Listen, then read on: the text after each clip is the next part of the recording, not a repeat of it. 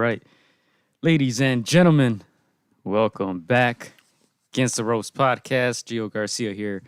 I'm alongside Christian Mosqueda back in the building. Episode number 122, if I'm not mistaken. Damn, yeah, 122. Let's get it. Shout out to you guys who are tuned in live. Jesus is here early. What's up? Damn, this guy, he's going to be... He's challenging Derek, bro. He's challenging Derek for that number one spot. Yes, sir, man. Shout out to you guys, man. A lot to talk about today. It's hoodie season, man. Hell, dude. It's hoodie season. It's freezing, man. It's kind of chilly. We're going to try to keep the energy up. But, yeah, man, it's cold. But I'm pretty sure things will heat up. We have a lot of topics to talk about. Obviously, Canelo, right? Canelo no longer with DAZN and Golden Boy, right? We had some fights this past weekend. We're going to have some fights on this weekend as well coming up. We have some fights that were postponed / canceled. So we'll get into those. But yeah, man, before we get started, just want to send a big shout out to Puro Golpe. Make sure to check them out on Instagram at Puro Golpe. And check out the shop at www.purogolpe.com. Yeah, you got any quick shout outs before we get started? Or you just want to jump into it? Let's just jump into it. We'll throw those shout outs in between the show, of course. Yeah, we're talking about that number one spot, and the guy at the number one spot, pound for pound for most people's list, Canelo, like you said, is a free agent. And yeah, man, what were your immediate thoughts? Because this was breaking news. Like we knew there was something going on. You know, there was a lawsuit in place months ago. We knew that, you know, Canelo did not fight, you know, in those big Mexican days because of that, partly because of COVID. But yeah, did this come as a shock, Gio, to you?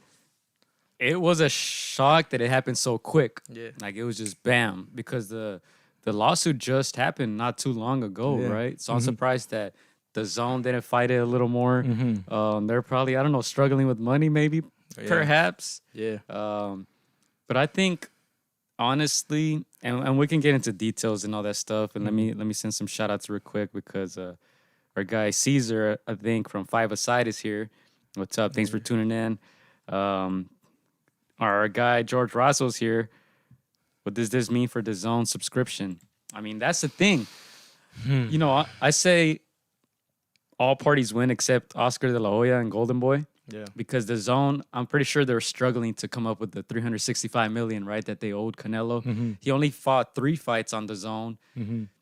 And I don't know, they don't give out the subscription numbers, so I'm pretty sure they weren't making that much money to be able to afford $70 million per year. Yeah, 2 fights. Right? So I think they're just like, in a way, we don't have to pay that, right? But in the same token, their biggest star walks, right? Same with Canelo.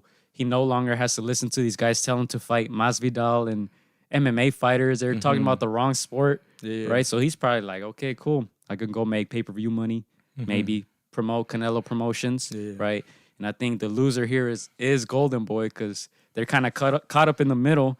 And I still think Canelo works with Golden Boy, honestly. I think that he still uses him for sure as a co-promotion. Obviously, he wants to push for Canelo Promotions to start building, you know, their own name. A lot of people are thinking like, if you're seeing it from the outside, they're like, how is it that a streaming service lets go of their biggest star?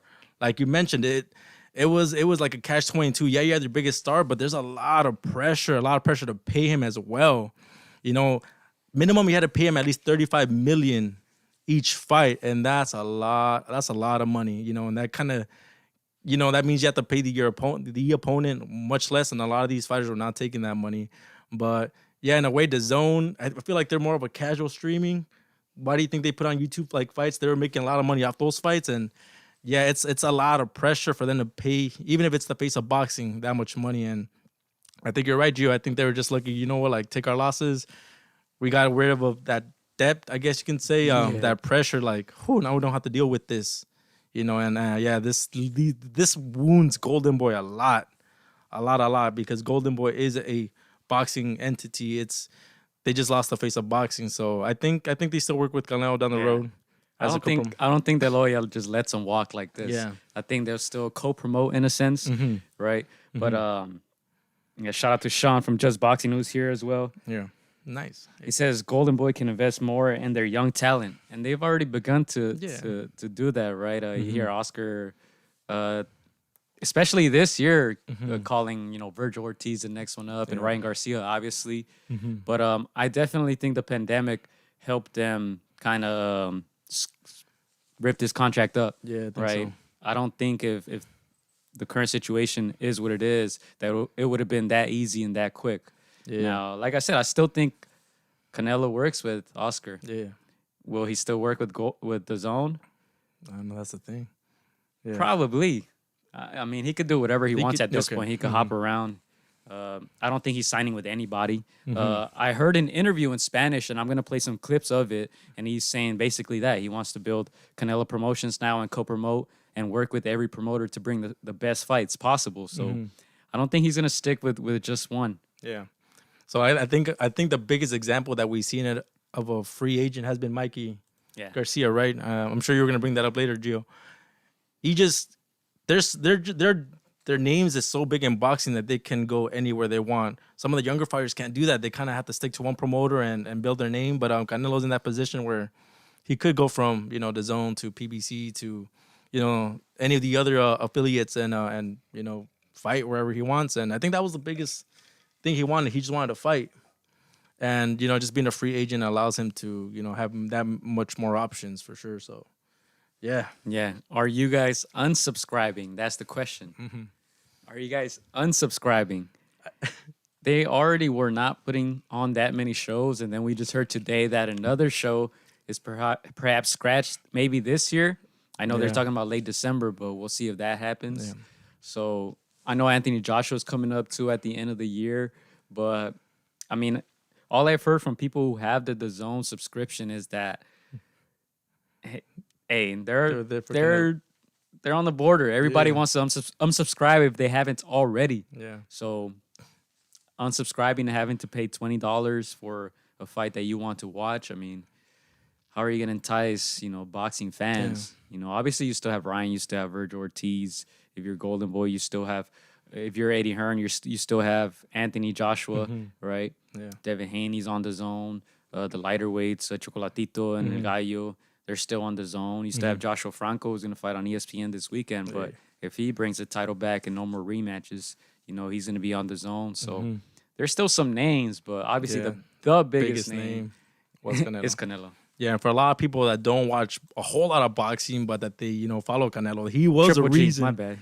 Sean said Triple G. Sorry. I forgot. A lot of the reasons why people subscribed to DAZN in the first place was Canelo. That was a lot of people's one and only reason. And, a lot of people did unsubscribe because they were like, well, he's not fighting. Or people would unsubscribe and subscribe when he would fight, whether it be May or September or whichever date. So, I'm pretty sure a lot of people aren't subscribing because they know Canelo's out. He's, he might, like you say, he might find his own. He can choose and fight in whichever platform or with whichever, network he wants. But, a lot of people will unsubscribe if they hadn't already. Not Sean. Sean says he's keeping it. He's keeping it? Okay. Sean says he's keeping it. But, yeah, I mean, it's going to be interesting, without a doubt. I don't know. I don't know. I know Golden Boy took the biggest hit. Big time. Yeah. But like I said, I still think they'll work together. There's too much money on the line. I'm pretty sure they're still cool with each other. It's just... when a network is telling you to fight these MMA fighters, hey, I would probably walk too. I'm like, are you serious? Like, yeah, that's the thing for people. The MMA fights, there's some names in MMA, so that made sense for DAZN to make their most, for their, to make as much money as they can. But for Canelo, they make a lot of sense. He's like, I'm a boxer, first of all. I don't want to disrespect the sport. I don't want to disrespect my legacy. He's not like the Mayweather, he's not at that Mayweather stage, or he's not even at the Pacquiao stage. He's still in his prime. Still in his prime. He still wants to fight, whatever best opponent is available. He's not about the money, and I think that's been something that he's said time and time again. It's not really about the money. There was I even heard that he had to pay some money. We'll get into it a little bit later. But for Canelo, it's not really been too much about money. That he got this lucrative deal. it was more that the zone gate like offered it to him, and like he's like, you know what, it'd be dumb not to take it. And I'm sure Golden Boy had a word in that too. Had some power to get him that deal. Because there was even talks where they were talking with Canelo, like, you know what, people have to, they're only gonna pay this subscription, which at first it was like a free trial, and then it was like $9.99, then $19.99. It was still very affordable for the fans. So Canelo was in a way like, oh, you know, this is the best for everybody. But again, things don't go according to plan, and yeah, DAZN got stuck with a lot of that bill, and so yeah. We'll see what happens next. But this is really good news in a way for Canelo, or for the people that want to see Canelo fight. Yeah. Because now that he's a free agent, there's been talks that he can fight in 2020, which kind of seemed impossible maybe a month ago. Yeah. Because it takes about 2 months to really prepare for a fight. He's saying late December. This is what, 7 weeks out? Not even 2 months. But it looks like he's ready to go, and we'll see what happens. But yeah. What do you think, Gio? Do you think it was? I am surprised that like all this got cleared right away, because we know when it gets very dirty with the whole lawsuits and the whole, you know, it usually takes a lot longer. And so yeah, I was surprised in that sense, and that's why I'm like, I still think they're all cool. I still think they can work with each other. Obviously, the figures are going to be different now. Yeah, but I want to play some clips of this interview that I have here pulled up for you guys. This is Canelo talking with Box Azteca, I believe. And let's see, they asked him about this. This was a couple days ago, and let's see what it says. Let's see if you guys can hear this. Let me turn the volume.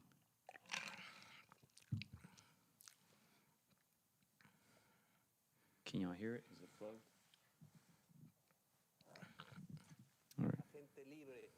Se había interpuesto una demanda contra Golden Boy Promotions y venía ligado justamente este tema con DAZN, que fue la plataforma que pasó tus últimas 13 peleas.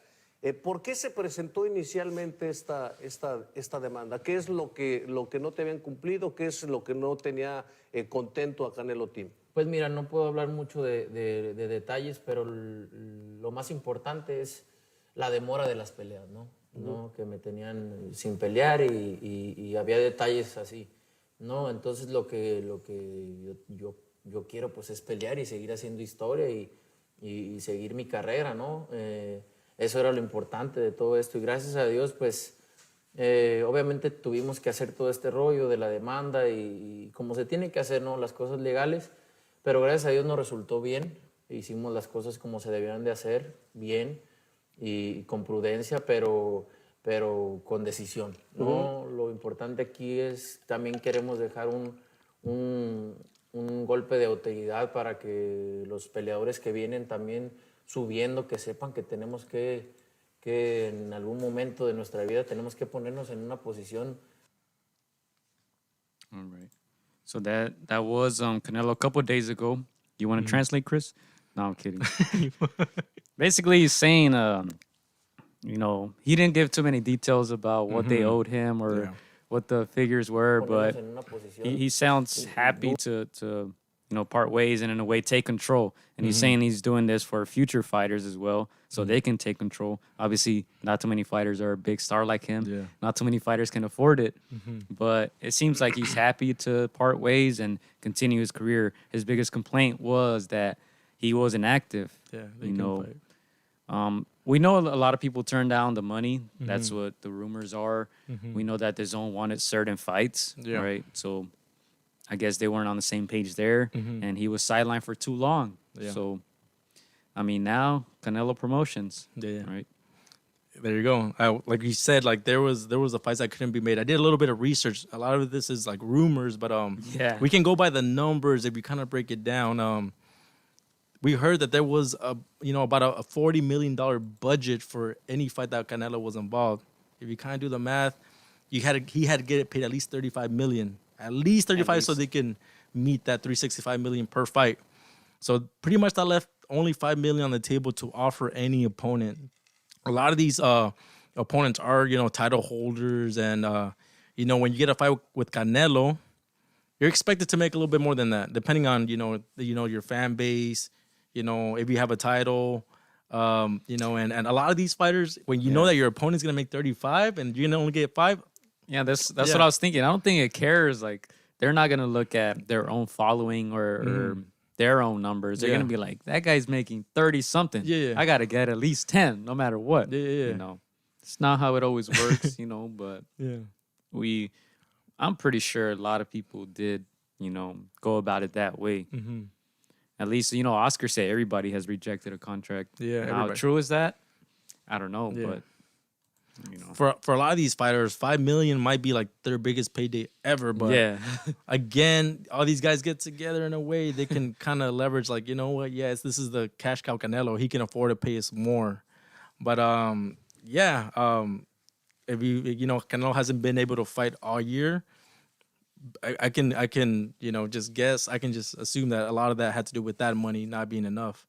We've heard names like, you know, Caleb Smith, you know, Plant, Billy Joel Saunders, all these names that turned him down. And so now I'm gonna stop you there because the rumor is Caleb Plant. So what do you make of that fight if it indeed happens in December?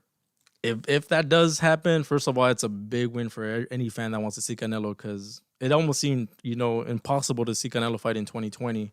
Hearing this news now, to 7 weeks out to get that fight is awesome. And Caleb Plant, even though the most casual observers don't know who he is, at least the boxing fans know that he's a name, that he's got decent skills. I won't put him in the same league as Canelo, because I think Canelo's in the league on his own. But when Canelo knocks him out, do you think he gets credit?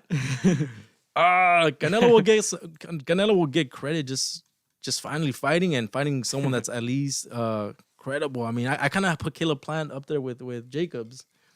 I know that Gio doesn't see that as competitive, but it's up there, you know, at least for the, you know, the boxing fans. Like, he's a name. So I think he'll be competitive. If that fight does come to fruition, he'll be competitive in the early rounds. But I think it's a competitive fight. Oh, do you? Yeah, Okay. I'm just joking about the knockout. I don't know.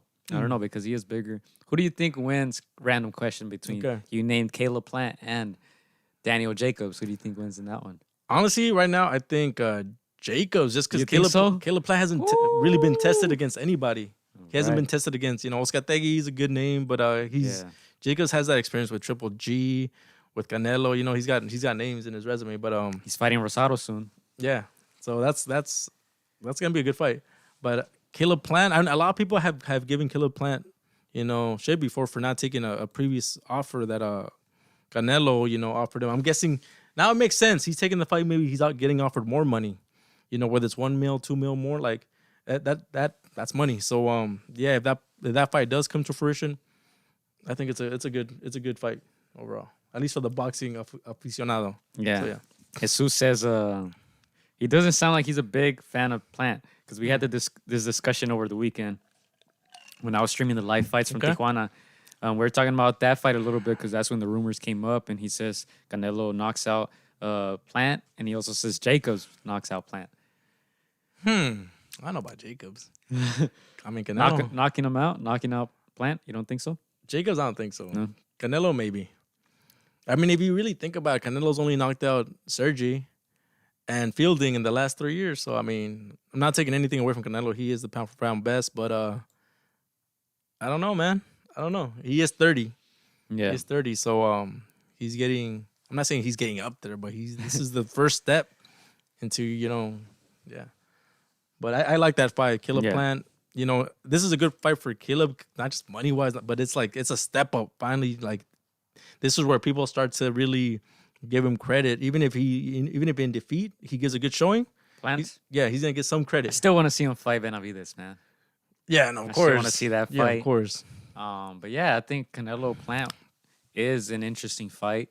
Like you said, maybe most boxing fans don't know who Plant is, talking about like the mainstream boxing fans. But he's well known around the boxing circles, and obviously he's highly rated by most people. Yeah.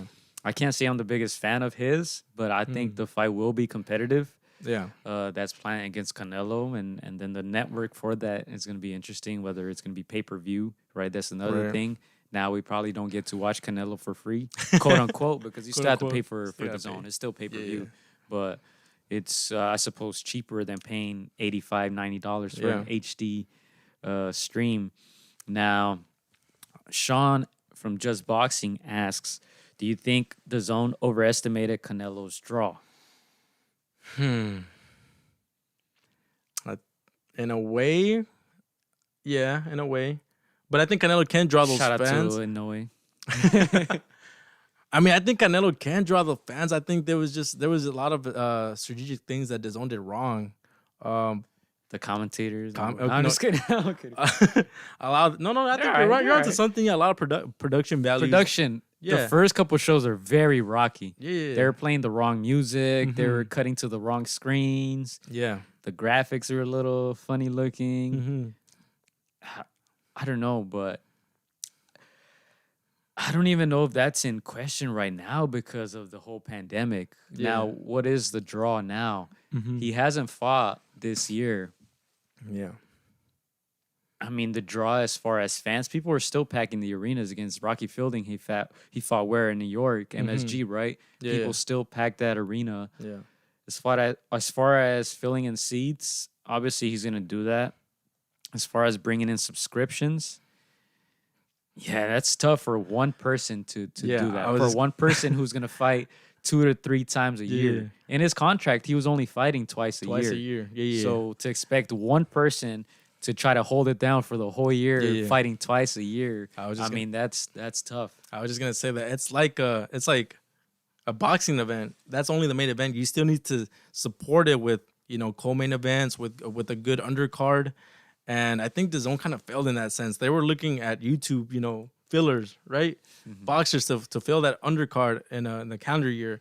And so it's like Canelo can only do so much. Like the boxing aficionados or like the diehard fans will, but in the cash, some of the mainstreams will too. But it's like you need to be able to carry that over. You can't just rely on him and Joshua. Like you need a lot of support system to really, to just play it safe. Pay $20 a month. Yeah. You can get ESPN Plus, and obviously ESPN Plus is not boxing only. You do get other sports, and see, even that's a good thing. Yeah. But that's only $5 a month. Yeah. The zone is 20, and when you do the math, you're just kind of like, Yeah. I'm gonna just hit up a homie for the password if that's the case. Exactly. So, Yeah. I mean, it's tough. Yeah. Canelo, you probably have the two biggest stars outside of Pacquiao, obviously. And Canelo and Joshua, worldwide stars in the sport. But that's only 4 fights a year, right there. If they fight twice. Honestly, I think DAZN was banking in like drawing Joshua and Canelo, and I think they thought that they were gonna draw more stars to help. Yeah. And I don't think that was Triple G, bro. Triple G, yeah. They got Triple G. They have good fighters, but I think the whole matchmaking and then how you kind of the presentation and because like who's fought on DAZN recently? Mikey Garcia, who's a big draw. Obviously Joshua Canelo. They have Devin Haney, we'll get into that in a little bit. Not the biggest name, but I mean he's a young star. If they can keep him, that's a good thing. Chocolatito, El Gallo Estrada, Soren Visay, that whole division. Virgil Ortiz, Ryan Garcia, they have great names. Yeah. I think they have a lot of people in the heavyweight division who are assigned to Matchroom. Yeah. So I don't know where it's going wrong for them. Honestly, I don't know. Yeah, to me, I think it's just the way you put your A pieces, and then like I think they just didn't do a good enough job to in those not May September dates to like fill out the card to keep people like interested in subscribing. Like you said, people can share subscriptions or they can cancel and then resign. So like that's where a lot of that money was lost. You just had to keep people tuned in. I think we had Frankie 2 weeks ago, where he's all like, just give me one good fight every month. Frankie is a hardcore boxing fan. He'll be happy with one good fight a month. One good fight a month. He's happy with it. Yeah. Most people, I'm not sure if they're that patient. I don't think so. Yeah. I think DAZN had to do some surveys, bro. Like they had to send out some surveys. Would you stay on this? And then go from analytics. Do you guys want to see some halftime shows or something like some more ring girls or I don't know? They should have hired AtR, bro. Put us on there, like that's what I'm talking about. But man, I think I think they overfelt that Canelo was gonna bring in like other boxers, other assets, and that did not pan out. You could have. Maybe have him fight 4 times, but there's no way he's gonna fight 4 times or more, right? There's no way, someone in their, the face of boxing. He needs his family time too, his relaxing time. He fights on the 2 biggest holidays. It was a 5-year stretched contract, and I think they kind of just missed the ball on the supporting cast that they should have, been looking at. Yeah. But yeah. Well, I think both are kind of like, okay, I don't have to fulfill the contract. And hopefully that means big fights for Canelo. Hopefully that means a fight before the end of the year. If him and his opponent can get in the right physical shape and all that, get prepared for it. Yeah. But yeah, I think the Canelo Plant fight seems very, very interesting. Jesus, of course, he says David versus Plant is a crime scene. Yeah. That one, I think that one does deserve like a 24/7 or all access. Yeah. Those guys really dislike each other, man. Like we've had some interviews with Benavides and we've seen the interviews with Caleb. These guys just do not like each other. I guess I need to find out more why. Yeah. But there's no doubt they don't like each other. Yeah. Yeah. I think that's all I got on that, man. I don't know.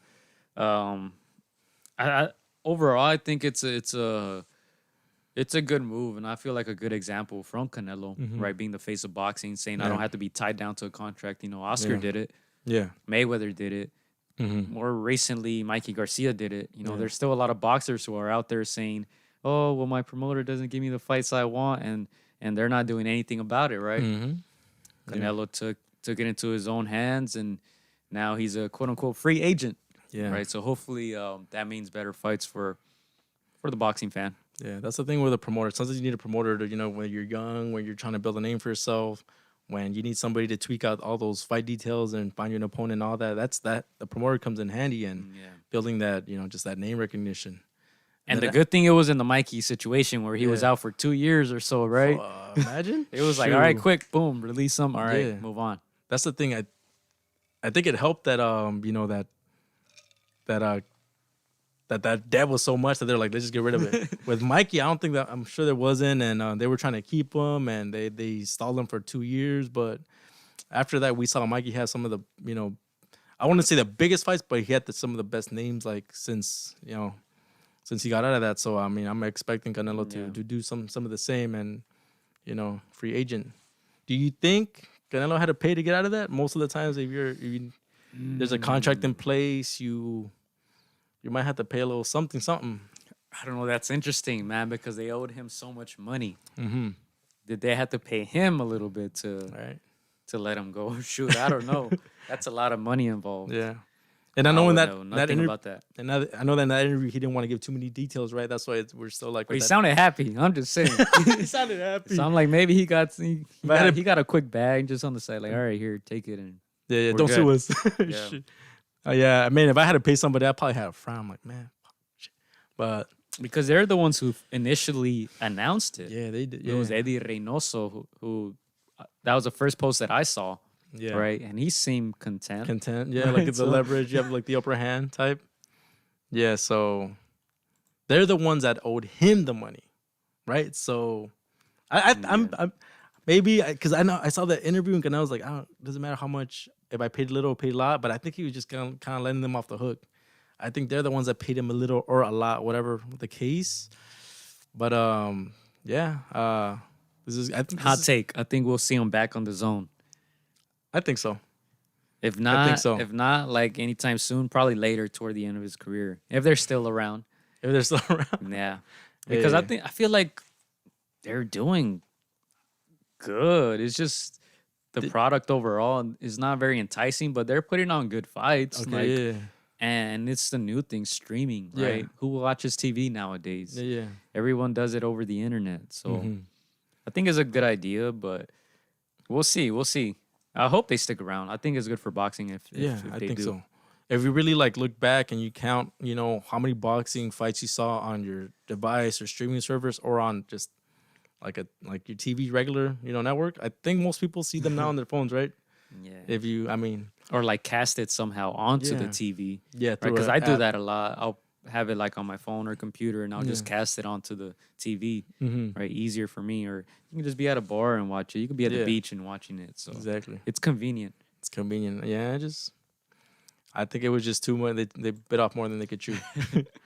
But good news for Canelo. Hopefully, that's that. I think in a week's time they will announce it. If he is indeed gonna fight in late December, that would be a good Christmas present.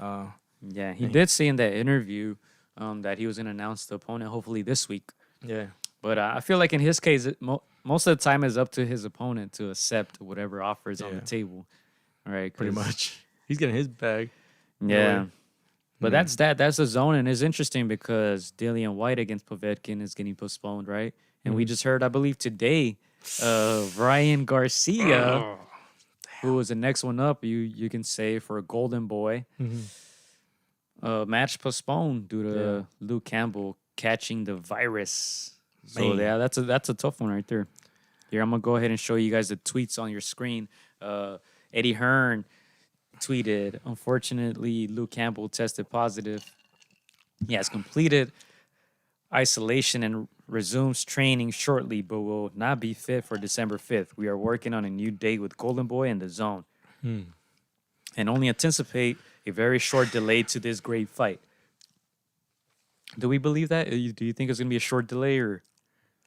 I'm hoping it's a short, but I mean, Ryan and Canelo are very close. I can see that being joined together. I mean, obviously they want to do it both separate main events because they're both big stars on their own. But short delay. I don't see it going past February. Ryan likes to fight on February 14th. Okay. He fought there last year, so but I mean, this one kind of bummed me out because I'm like, this was like the litmus test for Ryan. We wanted to see where he was at. We wanted to see against, someone that's credible, that's been there with other names. Luke Campbell, a gold medalist, in his hometown, but home country. Yeah, let's see. Somebody, Gonzalo said, did you hear about Linares replacing Campbell for Ryan's fight? Is that true? I didn't hear about that, but I was thinking, these are the dates where we find out if anybody can replace Luke. And Linares was one of those names. I was like, that would be a good, headline stealer. Let me step in for Luke. Let me, steal like I said, the headlines a little bit, save the card or whatever. But no, I haven't heard about that. We'll look into it a little bit more. But that would be big. I would love. That's the second biggest fight that you would want to see Ryan get tested against a veteran.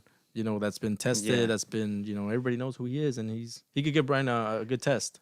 Watching the Devin Haney against Gamboa fight, I'm like, that should have been Ryan fighting Gamboa. Because Haney is like, you're a champion. Why are you fighting this guy? But we'll get into that. I know what you're saying. Yeah. Luke Campbell also tweeted, disappointed that my fight is being delayed, but these are sadly the times we live in. I'm feeling well and look forward to confirming a new fight day very soon. Stay safe, mate. I just added the mate part. But. Mate? Man, I mean, I guess there's no way to really be completely 100, protected from COVID. But man, you have this big fight coming up. I'm staying in the always gym, worried. insulated. Yeah, I'm staying covered. I don't want nothing to jeopardize this big event. I'm surprised more fights have not been canceled or postponed. Yeah. We know at the beginning it was like the Herring and then Michaela Mayer too, I believe, right? Twice. That they She kept got postponing their canceled fights and stuff like that. But Berchelt against Valdez recently was postponed. Yeah, that sucks. And then Ryan tweeted a couple minutes after that saying 2020 really not giving up till the end. Yeah. So yeah, man, postponed. I think they need to shelter these fighters for those 2 months that they're training. Don't let nobody come near them because it's, I mean, the NBA had a good idea, bubble. Keep everybody, away from that. But, It sucks because you're training for, these guys I'm sure have been training for the past month. And then you find this out, you're just like, man, kind of that switch is just it's not really there yet because you had it. You were focused 1,000%. And now you're like, damn, I don't even know when I'm going to fight again. Yeah. So people are joking that somebody was coughing. Luke was like, oh, I'm trying to get out of the fight. I mean, it sucks because we're finally getting those big, matchups with names fighting each other. The first 6 months of, the whole COVID thing was no fights. We had some fights here on Top Rank, but it was mostly young up and comers. And we're finally getting, the big names fighting each other, at least the well-known names. And the Berchelt, Valdez, that one hurt. That's the one that hurt the most for me. At least that one's just a boxing, true boxing fight right there. And this one, man, I just wanted to see where they were at. I wanted to see where Ryan was at. I want to see if Luke had this last, hurrah that could have pushed him over to another title shot. So we're just gonna have to wait. I mean, but good news with the whole Canelo thing. I do want that fight to be with fans though. I think that would be crazy. I think you're gonna see the the star power of both men. Obviously, Ryan is the bigger star in boxing, but them UK fans are something else. Yeah.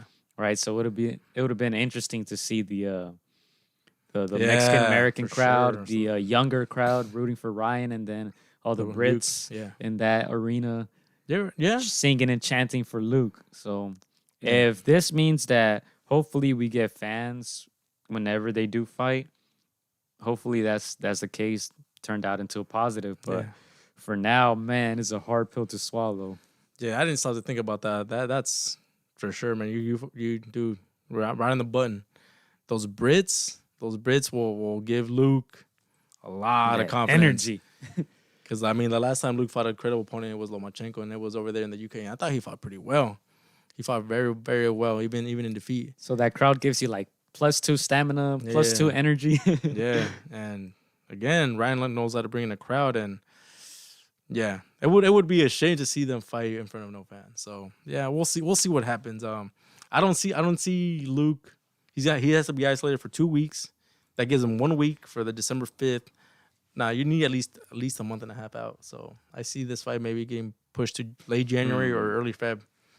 Well, yeah, and hopefully he's okay. Hopefully he doesn't experience any symptoms or any complications. Hopefully he's good and he's ready to go in 2 weeks or so. Yeah, hopefully.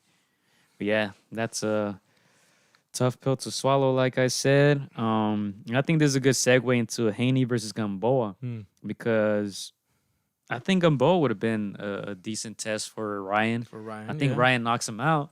I agree. Yeah. Oh man, this was interesting to watch. I was not excited for this fight at all. I expected Haney to just walk through him. Gamboa didn't look right. He was coming back from some injuries that he suffered in his last fight against Tank. He didn't look right to me. And it wasn't just the age. His legs didn't look right. He wasn't mobile at all. Yeah. But you know what? I respect him, man. He did what he had to do To survive, to go 12 rounds and pretend like he won the fight at the end. I don't know if you saw his reaction. He was just like like mad at the scorecard, shaking his head. But, you know, you got to do what you got to do. And that's a veteran right there. He knew when to hold. Yeah. He knew when to move enough because, like I said, he wasn't very mobile. When to hit low. Like, he had his tricks in there. Yeah. I haven't been too impressed by Devin Haney, and this fight didn't do it for me, obviously. Yeah. But, I mean, I would have loved to see Ryan in there versus a Gamboa. Okay. He looked a little chunky to me. I don't know if it was Who, just Gamboa? me. Oh, yeah, he looked a little, yeah. To me, I think I think I probably speak for a lot of boxing fans. I think we were a little spoiled with the whole Lomachenko Teo. We're spoiled with Leo, Gervonta, so we kind of were waiting for another big knockout in a way. This was kind of like put in place for Devin Haney to shine, and he had moments where he was beating Gamboa to the punch. He was landing some good punches, but yeah, he wasn't able to put him away. And it had to do with, like you said, the craftiness of Gamboa and a lot of holding. I saw a lot of holding. El colmillo, yeah. I saw a lot of that, but like, yeah, Devin Haney he looked good, but he had to look great, in a way. So he failed to kind of, give a championship performance because Delfimo called it an email champion performance. Oh shit, that's what he called it. He tweeted it, and I tried to look for it. Yeah. To put the screenshot up, and I feel like he deleted it since. But that's what he tweeted, an email champion performance. And I know Tank, I think he just put a laughing face emoji. Yeah. And, they're taking their shots at Haney. And, Haney's still a young fighter, but I feel like he needed this. He needed to make some type of statement. Yeah. Obviously, he probably won every round, but, I mean, it's Gamboa at 35. Yeah, I think no disrespect to Gamboa because I like Gamboa. Yeah. I like him, and I like that he did what he had to in this fight. It was boring, I'm sure, for most boxing fans, but I mean, he's still getting his checks, and I'm sure he's still gonna get a call. Yeah, right, because he fought the way he did, and he didn't get knocked out. Yeah, I mean, we'll see. Yeah, to me, I think, like I said, Devin Haney looked good. He did what he had to do to win, but like like you said, he had to make a statement. The bar was high. The bar was very high, man. right like now. If it wasn't high before, like you said that you haven't been impressed with his last performances.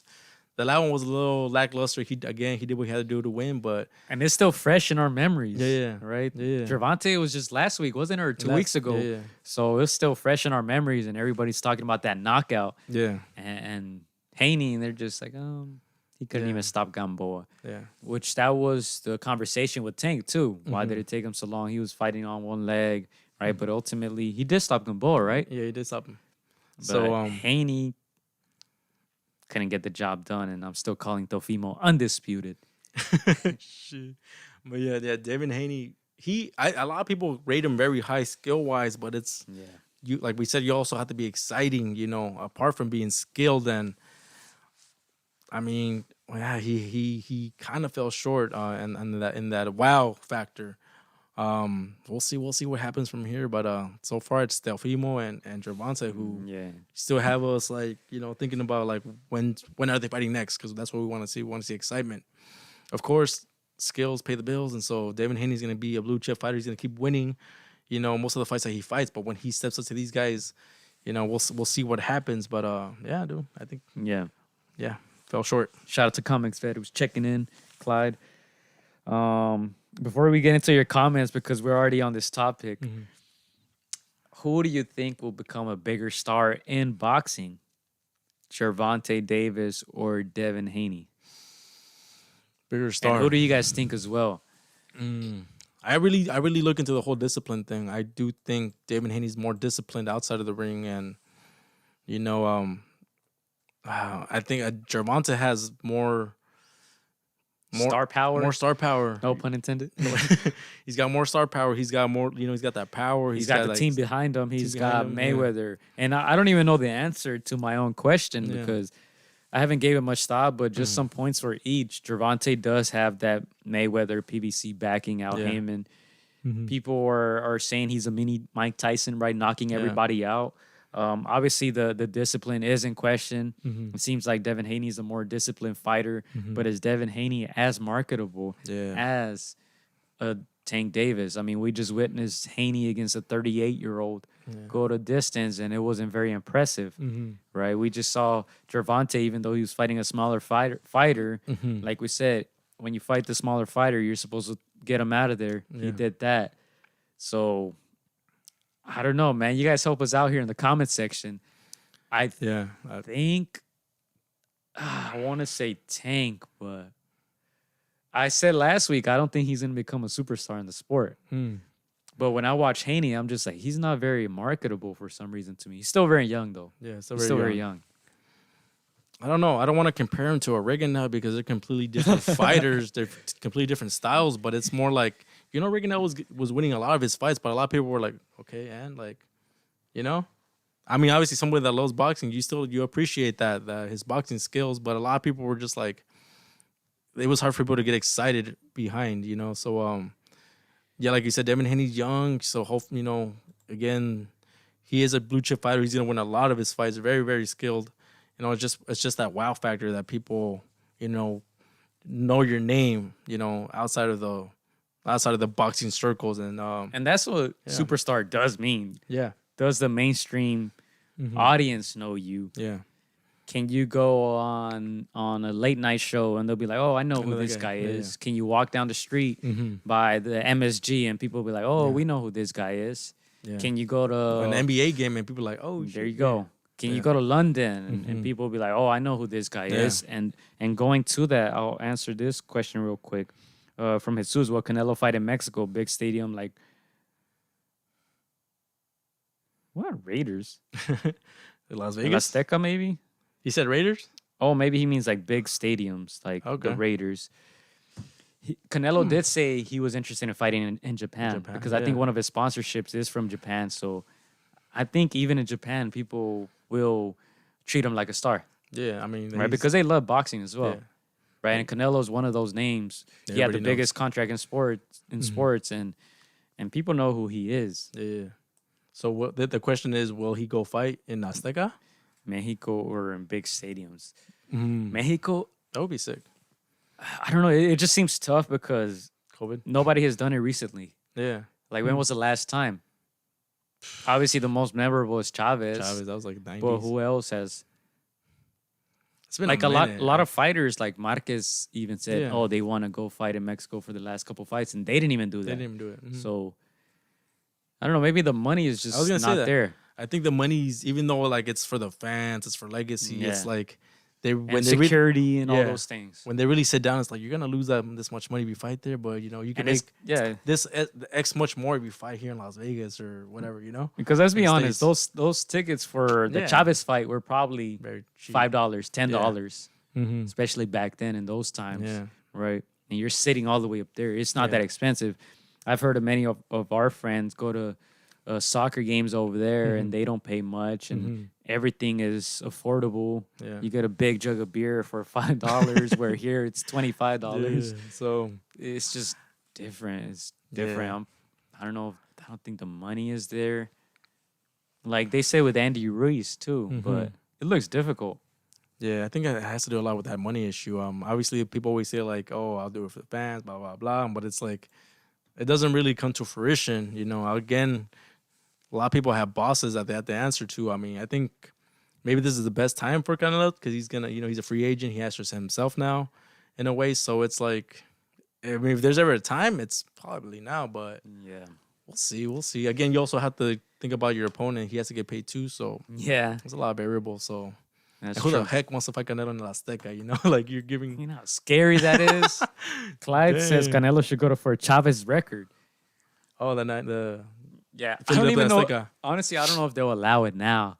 I know yeah. they've been reducing the amount of seats in La Azteca, especially since the NFL has been going over there. They've been reducing the amount of seats, and they've been putting more suites in that stadium, Yeah. more kind of high end type of seats, and, Mm-hmm. and for security measures, there's less seats in that stadium. It's less than 100,000 now. It's about Yeah. 80 to 90. Obviously, you could fill up the field with seats, but that would be tough to do, man. Do you guys think Canelo can do that? Put 100, let's say 15,000, 120,000 people in a stadium? That sounds hard to do. And I want to send a big shout out here to King France Live. Is that our homie Friends? Oh, friends. Or is that another Friends? I only know Against the one Ropes France. Promotions. We should make it happen. It's in the works, right? It's in the works. We're gonna start local, start with small shows, but then Me and Chris you know, head to head, the headliner. Yeah, we're gonna be the if first y'all to want to be go. on the undercard, let us know. Yeah, well, we have to see how. Then your I'll move on to marketing- Sean. I'm his tune-up. Oh my god. He wants to be ready for you, Sean. You know, tune-up. But yeah, I mean, can Canelo do it? If there's anybody that can do it, it's Canelo, for sure. But with this whole COVID, Yeah, it is. if it was like, you know, pre-COVID or after COVID, I think he can. I mean, who wouldn't want to go see him? It's like, again, just the whole fact that nobody has fought in La Azteca in a minute. Yeah. Kind of makes people like, oh, you know, we gotta go. It's like it's a novelty. It might not happen again for another 10 whatever years. So, if there's anybody, I think it's Canelo. And Canelo has stressed, you know, he does a lot of things for the people. I think he's kind of like established like his you know, his money. I think he's set in a way. But yeah, dude, if it's anybody, it's Canelo, and we'll see. We'll see. Again, like you said, a lot of people have said, oh, I would, and then they never do. Yeah. So if he does, respect to, even if he doesn't fill it out completely, respect if he just holds the fight back home. Yeah, so Jesus says Canelo, Nettie, Andy, Reese, I suppose, Oscar Valdez, and Azteca card all together. That would be sick. That's Tickets a lot will of sell out tickets would sell out, and then they would split a lot on of the them. spot. Yeah. Yeah, so it is France shouting out Kelsey Dominguez Sills. Yay, yay. Hey, Man, when is that going to be open? When is the studio going to be back open? for real. So we missed the studio. Shout out to the Friends and Friends podcast. Check Hey. it out. He's got a bunch of funny topics on there, a lot of lifestyle topics. Yeah, I'd be hopping on Francis' podcast. It's just I've been missing it, dude. I know. I know I tuned in for the Kobe one with the Kobe cover one. Okay, yeah. And then I'm like, all right, I'm going to tune in. But for some reason, every week I'm late. I'm like, shoot, I'm always late. For Yeah. some reason. I get the notifications, and if Yeah. I'm like, again, it goes back to the whole, like, if you're on your phone, Yeah. I think I've hopped on his podcast just because I've been on my phone. I'm like, oh, it's going? All right, let's That's go. the thing is because I don't Yeah. use Facebook much. Okay. And I turn my notifications off. So I think that's why. But I got to tune in, man, when you bring it back. I know you've been in a hiatus, Yeah. but Yeah. I got to bring it back. All right. Who's my tune-up, says Sean. I'll find you one, man. Who's his We know a few tune-up? That's boxers right. from the Long Beach gym. or Oh, Grandpa's gym. If you're down, Yeah, he needs a tune-up. I'm trying to too. set him up. This is the whole. So he's damaged goods when he gets to me. This is the whole de la Hoya Hopkins, bro. You need your stern, like you need your stern. He needs another tune-up, and then that's when we make the most bank for our buck. You know. Yeah. So it's who says Raiders Stadium or Rams Stadium. The Rams Stadium looks sick. I know it's opened up. It opened up in the middle of this whole pandemic. Yeah. Okay. So not too many people know about it, but it looks like a cool stadium. Yeah. I'm pretty sure they can do stuff there. It's right down the street from the Inglewood Forum. Yeah. I'm pretty sure that's going to become a destination in the near future, especially with the LA Olympics and all that. Mm-hmm. But yeah, man, I just hope there's big fights to come. Yeah. That's all. That's all I care about right now. A lot of fights are being postponed. We have to wait for a lot of fights. You know, We have to vaccinate all these boxers, bro. 90% rate, right? Have you heard about that 90% effectiveness rate? We'll see. I won't be one of the first. hey, to take there's that for 10% sure. left. That's an Shoot. A-, man. No, I probably won't take it until. That didn't fly in my household. A-. Oh man, it's funny. Requesties, bro. I'd say at least solid 95% enough for us. All right, so Comics Vet made a comment about super middleweight that could be a draw, and I just saw this today.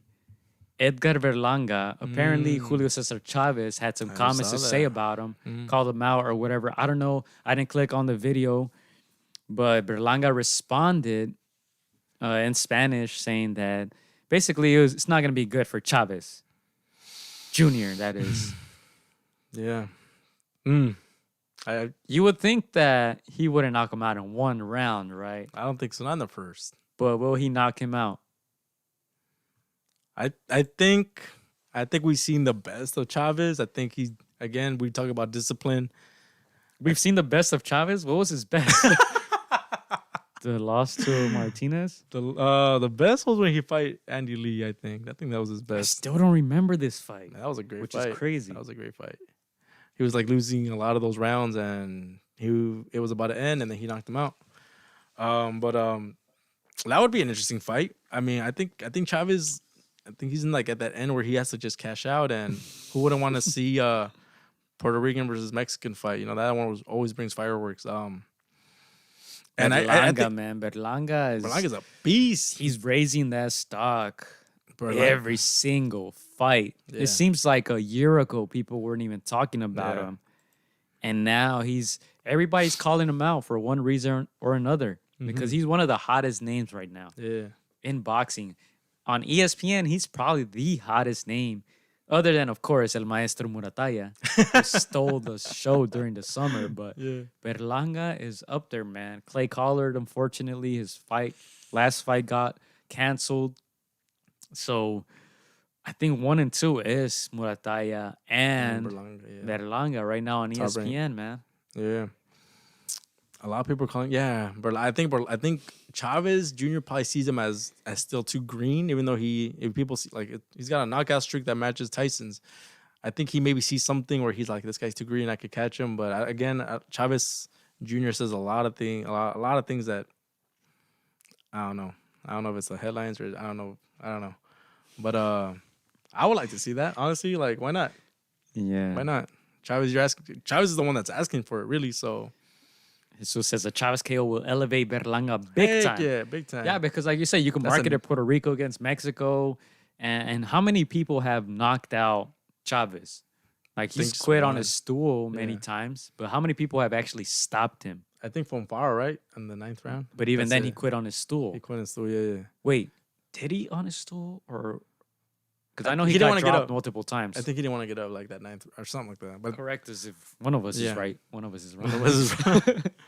But I mean, from what I remember, he didn't come out one of the rounds, but because that fight was here in Carson. Yeah. But yeah, Berlanga, man, we're still waiting for him to hit us up back. I know he's been everywhere. I think he was in Puerto Rico this week. Yeah, he was hanging out. Been everywhere. He was hanging out with Snoop the other week, right? Yeah, he was in Hollywood. He was in Miami. Now he's in Puerto Rico. So he's having the time of his life. And hopefully when he gets back to New York, get back to us, Berlanga, because we're trying to have you on the podcast. He ditched the Long Beach guys for the Long Beach guy.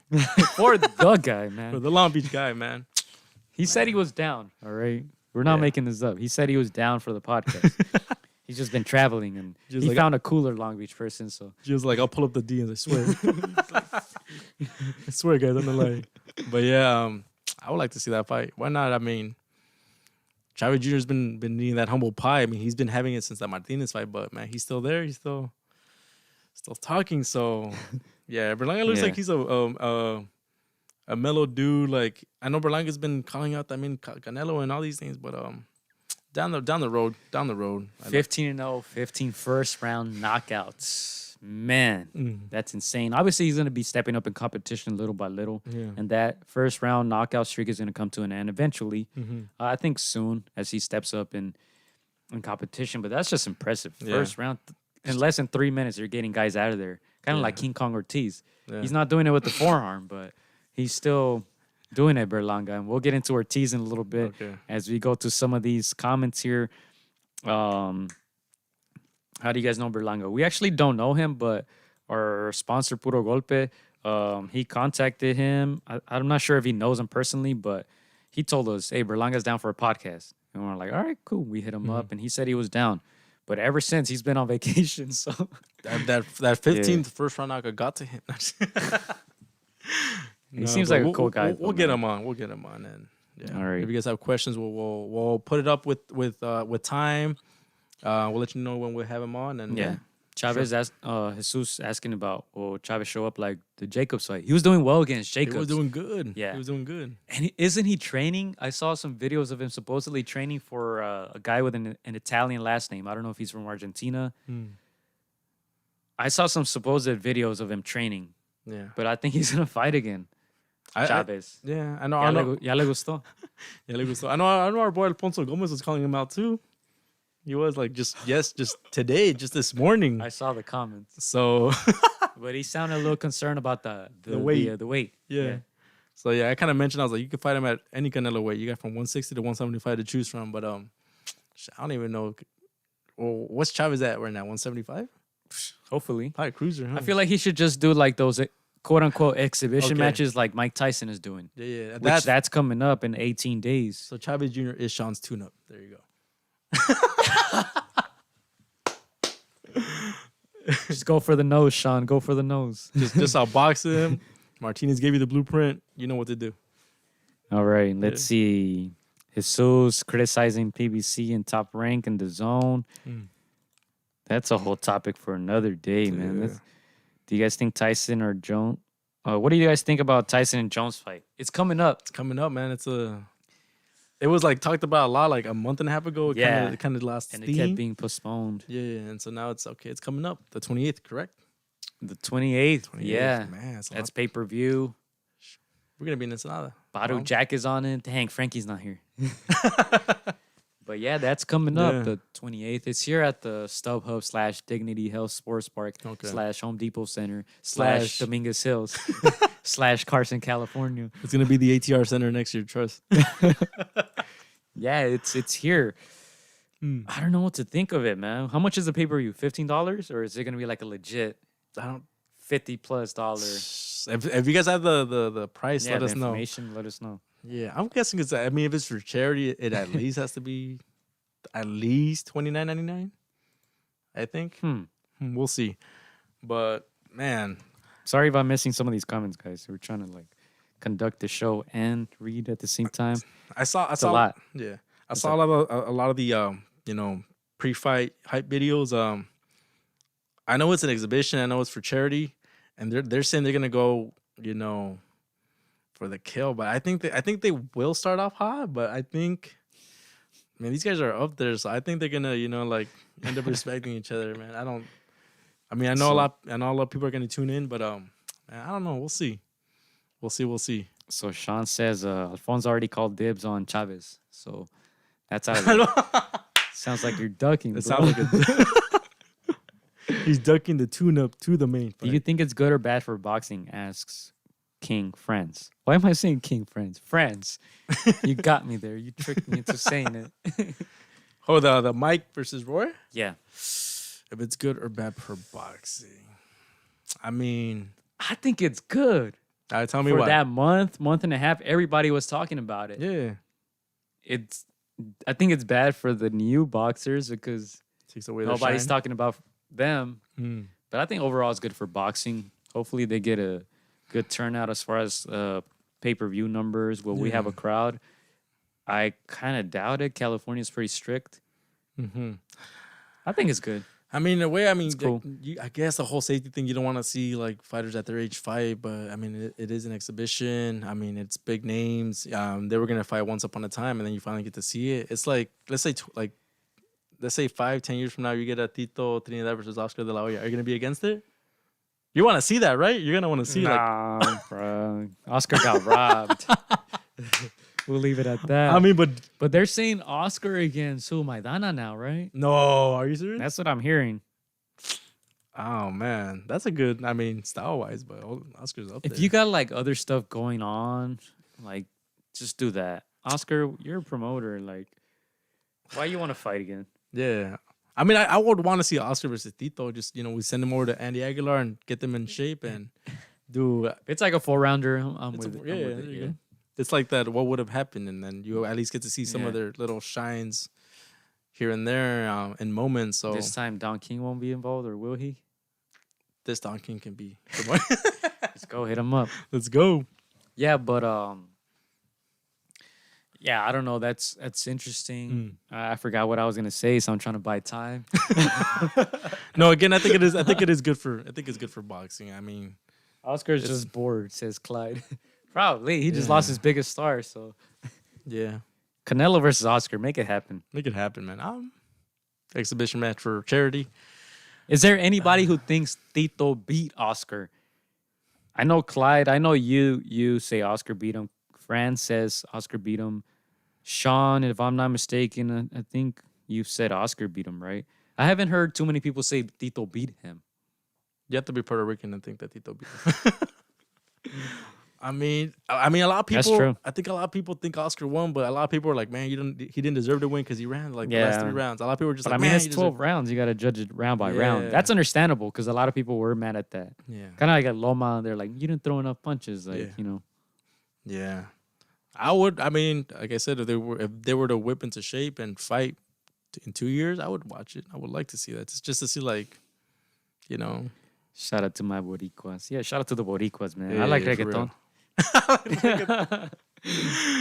Oh man, who does not? Yeah, but I feel like we should get into the other fights because go. they are commenting about it. So we have so Devin Haney against Gamboa. What takeaways from that? Do we get anything from that? Takeaways from that. I think Gamboa just got himself another fight, another payday. Live to fight another day type. That's Devin good for Haney. him. Hey, Yeah, good for him. he just came back from a big injury, so Yeah. it's good that he was able to go 12 rounds, in my Yeah. opinion. Even though he didn't look right to me, but Yeah. I'm happy for him. Devin Haney, he could look at this and be like, "What can I do to be more exciting?" Next time, like he did what he had to do, just beat him. But like now, it's like that's not enough because the other guys in your division kind of elevated the expectations, and so we kind of got spoiled. I'll be the first to say we got a little spoiled, Devin. So, But even the zone commentators sounded bored. They try to hype it up, like great performance by Devin Haney, but it's like, come on, bro, we saw it. yeah, it was a good performance, not a great performance. You know what's funny? Javion Cardinal from Long Beach Jackrabbit Boxing Gym. What talked about He asked me, he's like, "Hey, what do you think? What did you think about the fight?" Hmm. And I was like, "Snooze fest," exaggerating. But he's like, "Bro, I thought it was just me." Yeah, okay. But yeah, I don't know. I was not gonna watch that fight to begin with, but I was doing nothing on a Saturday night, and it was cold, man. It's been cold nowadays for some reason here in Southern California, and I was just in bed, and I was like, "All right, I'll just tune in," because I was watching the undercards, and I was watching Ortiz, and the undercard Frank Sanchez, who's fighting with the Canelo team somewhat, I guess. Henry Garcia is his head coach. He got a knockout. He looked good. He's Cuban as well. I was tuned into that. And then Luis Ortiz, just to kind of move on from Devin Haney. I guess there's nothing else to say on that. Luis Ortiz, that fight was on PBC. It was on Fox 11 and ESPN, Fox Deportes. Under 45 seconds. I mean, that was interesting. And at first, it looked like it was a body shot. And even the commentators were questioning it. And then when you saw the slow motion replay, you saw him hit him with the forearm in the eye area. And Flores, his trainers, they asked him what had happened because everybody was like, what happened? It looked like a body shot, but he looked wobbly. And he said he got hit in the eye and he saw black for I don't know how long, 30 seconds or something. And you saw his legs gave out, so he couldn't continue. But that was very interesting. Yeah, like when I saw it in real time the first time, I thought the way a lot of people thought, like I didn't see the clean punch land. I did not see the that punch, and so I'm thinking like, and I'm one of those guys that I normally don't think wrong. I normally do not think that there was like that there was foul play, but I'm like, I didn't see him get hit. He just kind of fell. So like I think it was until the third or fourth like replay where they finally showed it a good angle, and he did get hit. But like you said, it was a forearm. I saw the forearm a little bit. I mean, King Kong is a big dude, so maybe I've never been hit like by a forearm, so I wouldn't know. But I don't know. Like the final angle kind of did seem like it hit, but at the same time, it's like I don't know. I don't know if it was as clean as, but you did see his legs a little wobbly. He fell. It looked like his legs gave out, and he tried to get up again, and his legs didn't look right. So the ref stopped it rightfully so. And Sean says that floating rib shot per Lennox Lewis. Yeah, I didn't understand what he was trying to say. I was like, maybe that's a British term, but yeah, that was interesting without a doubt. Yeah, I don't know if you saw the headlines today. They are withholding his 80,000 purse. Who? The commission. They're holding his purse because they're looking into see if there's any like Flores. Yeah. Foul play. Come on. Yeah, it's only 80K. I mean, it's probably what? It's only 80K, but it's probably good money for him. But I'm just saying, like, they're really like looking into it just to see like if there was anything. And I honestly, Joe, I reached out to him a week and a half ago. I reached out to him. I was like, like for our last podcast, and I was like, we'd like to do a little quick 5-10 minute little preview on you have this big opportunity coming up. You think that's why he didn't want to come on because he knew what he was going to do? Something at bay. No, but it was just to like they're withholding the purse, so I'm just like, what? So they may be looking at different angles, but I don't know. We'll see what happens. I'm sure there'll be an answer in the coming days, but at the end of the day, it was a good result for King Kong. Obviously, I don't think there was ever a question who was going to win. Because King Kong's just on a different level. But, the fact that we're talking more about this fight, I guess, than Devin Haney kind of says a little something. But, what do you guys think? Do you think there was, some weirdness in that fight? Or, Sean says he had to look up that phrase by Lennox. Going back to the Tito, Comics Fest says Cotto will beat Tito's cheating ass. I'm taking Tito all the way, baby. Ooh, okay, so... Tito will make him quit like Pacquiao did, and Margarito. And who else beat him? Saddam Ali, homie. Saddam Ali. So wait, so Comics talking about Tito cheating? Are you talking about the whole people saying like throughout the years like maybe he loaded, or are you just alluding to that fight? But a lot of people been saying that Tito didn't have that sight like those loaded raps. Yeah. So Hey, man, when you got Don King in your corner, anything is possible. Impossible is nothing. Impossible is nothing. All right. Let's move on. Anything else to add on that? Weekend, Saturday. Yeah, no, at least for Luis Ortiz.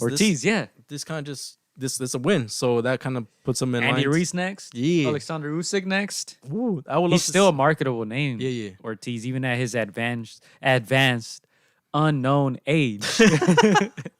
Sonny Liston age. Dude, Ortiz is one of those, like, he doesn't speak English, but he's got that power, and he's got that size. He could be a threat to anybody at heavyweight. So, dude, he was giving Wilder some good rounds up until he got knocked out, but should have knocked him out in the first fight. Should have, yeah. Honestly, I would like to see him versus Andy, because I think that would be doable. A great matchup, big fight. The winner of that can get a shot at one of the titles, but that's a great matchup. 100%, man. And I think Usyk needs to go through both of them before he. But I know he's highly rated already, but yeah. Interesting for King Kong Ortiz. All right, and let's move on to this Saturday on ESPN. This Saturday on ESPN, it should be pretty exciting, man. ESPN Plus. Joshua Franco running it back with Andrew Moloney. All right, as you guys know, last time out, Franco took his title, the WBA regular title, under 15 pounds. Fighting on ESPN once again. Will he stop Moloney this time? Will Moloney be a bigger threat this time? Last fight was very, very good. Yeah. Franco landing some big shots, knocked Moloney down. And I'm excited for this one, man. I'm hoping Franco can pull it off. Obviously, friend of the show, and we'll probably try to get him on next week, Chris. Yeah. But yeah, that should be exciting. What do you think the outcome will be this time around? I honestly think, not just saying that because Franco's been on the show, I think he is gonna walk away with a win. I don't think it's gonna be a stoppage this time around. I think that Moloney, bro, I think he's gonna bring a better fight. I know he interviewed. He said he was feeling sick throughout that fight. I don't know if you saw those interviews. It's possible, but I just think Joshua has just too much of that RGBA grit. I think he's got too much of that, and I think Moloney's gonna try to outbox him, but I think he's gonna feel the pain throughout. I think he's gonna be tougher. He's gonna be a tougher opponent this time around, and I think he's gonna go the distance. But I think Joshua Franco with a decision. Yeah, hopefully he'll get the knockout. I think that would be a big statement, especially because he has the other guys on the zone who can be potential matchups. Obviously, Chocolatito, Soren Visay, Estrada, which I just saw that Soren Visay is telling Estrada to run it back. He's saying he's had my titles for about 2 years now. He's supposed to fight me. I gave him a chance last time out. I gave him the rematch. And saying, basically demanding the rematch, saying he's not going to wait. So that should be interesting. And I feel like if Franco wins this fight, he's going to be inserted in that list now, right? He has that regular title. Yeah. And he'll have to go through one of those, I suppose, if he wants to get one of the more recognizable titles, I suppose. I'm still looking for the right term. There's so many titles. I'm hearing now that they're going to make a heavyweight. Yeah. Extra super heavyweight. Oh my goodness. Bridge something. I'll pull it up. I don't even know how to go about this. Like, so it's the bridge water title. And I know they're doing named after the little boy who got saved his sister, bit by a dog, saving his sister. I just saw Teddy's post because I thought it was just rumors. Yeah. And then when Teddy started going off on it, I saw it on Instagram. I'm like, all right, I guess it's legit. And oh my god! Maybe now King Kong can get his heavyweight title. Shoot, I don't know how to what that child did is admirable. I get that, and I know the WBC does like little things like this, like WBC cares, yada yada yada, and that's cool. But like, don't assign titles to it. Like I don't like that. To be honest, I do not like that at all. I don't like that they're using this to add a title when you really know it's like for sanctioning fees to make more money. They're gonna make more titles. I don't like that. I'm against that, bro. We don't need more champions. I'm already having a hard time keeping up with who the champions are, who the regular champions are. There's like silver, there's interims. Dude. To me, like I think you could have honored that the child and that action in another way. I don't think there was a need to make another division. And I mean, some people will be like, well, the heavyweights nowadays are super heavyweights. They're much bigger. It would be unfair. I get that. I understand that, but come on, man. But don't code it with, like that. I don't like that. Donate all the proceeds or something. Like, anytime anybody fights, it goes to that foundation. But I don't like that, bro. To be honest, I think that's. How do you guys feel about it at home? Do you guys want a super heavyweight champion now? I feel like the heavyweight division is probably the most respected division in the history of boxing. Yeah. If you think about the biggest names, most of them have been heavyweights, and it's a very tough division overall. Yeah. It's like, I'm gonna compare it to MMA. It's so easy to lose a fight. Yeah. Everybody has knockout power. All it takes is one punch. So I feel like the heavyweight division is the division, you can say, in boxing, right? They always say boxing is only does as well as the heavyweight division is doing in the current time, right? So I don't want any more watered down divisions, watered down championships. Yeah. I don't like it. But shout out to France, who's taking off. He says wifey needs him. Best wishes to you as well. Protect yourself at all times. Peace out, bro. We'll catch up with you later. And thanks for tuning in. But yeah, I don't know, man. I'm gonna start boycotting these fights, man. Yeah. To me, it's like maybe you can like. There's already a cruiserweight division. Maybe extend that weight to 224, and then make a heavyweight division. But there's no need to add. We can read through the lines. We can see through the BS. That's just more sanctioning fees, more belts, more. You're overdoing it now. That's too much. The Aztec belt was cute, you know. the Mayan belt was cute, you know. But I think enough of that. Enough of that. What's up? Oh my goodness! Even Steve Harvey got a belt, bro. Who's that? Steve Harvey, Family Feud. Did you see the box? I mean, first of all, click on it, but I like Family Feud. I like seeing the boxers, you know, go head to head. It shows the other sides, but I mean, Mr. President, Mr. Suleiman, I have a belt. I should have brought it. You should have brought it. I was gonna bring it, and it's signed by Shane Mosley. How many people can say that? That's the fight. That's the belt that you and Sean are putting on the line, right? Nah, I don't like bringing it out just in case like anything happens to it. I swear. I'm stingy with it. But I don't like to show it off. That's what you say. In other words. But yeah, yeah, let's see. Suleiman making up all these belts. Yeah. These belts. Is now a bad time to mention I convinced them to put a belt on the line for me and June. What belt is this going to be? The podcast? WBC? This is the interim. The interim, because we're interim podcast. Yeah. We got to have a certain amount of subscribers and views to get the real one. To be the real one, yeah. Yeah, we're like the bronze right now. Not even silver. We're bronze. So not even regular?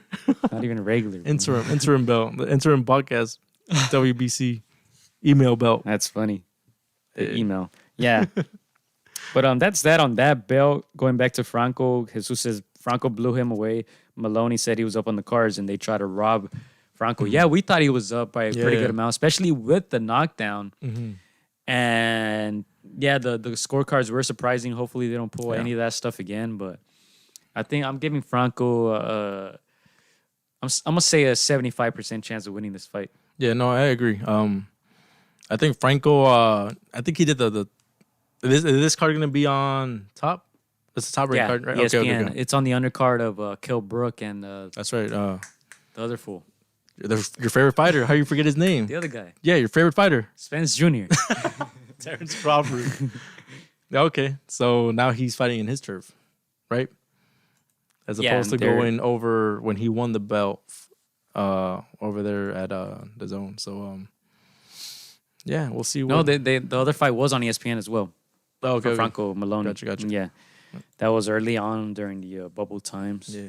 But yeah, I'm rocking with Franco all the way, and hopefully we get him on the podcast soon. Yeah.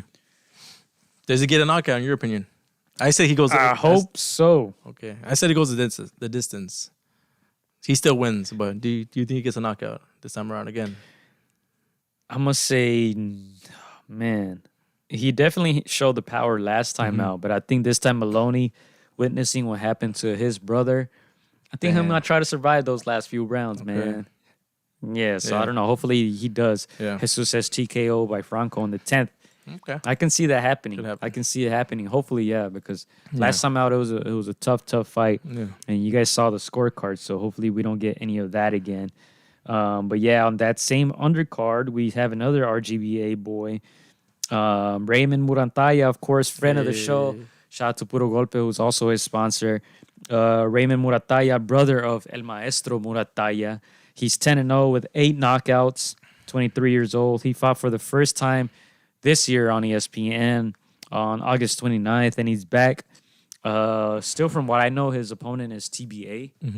So, I don't know. I mean, Raymond is very highly rated by anyone that we've spoken to. Yeah. We've heard the stories that he beat Ryan Garcia. How many? 3 times in the amateurs. Yeah. We've heard the stories of the people going to their backyard gym, that backyard ring, and sparring, and you guys can check out that podcast. It was about a month ago, I would say. We did it live from their home gym / backyard / home ring.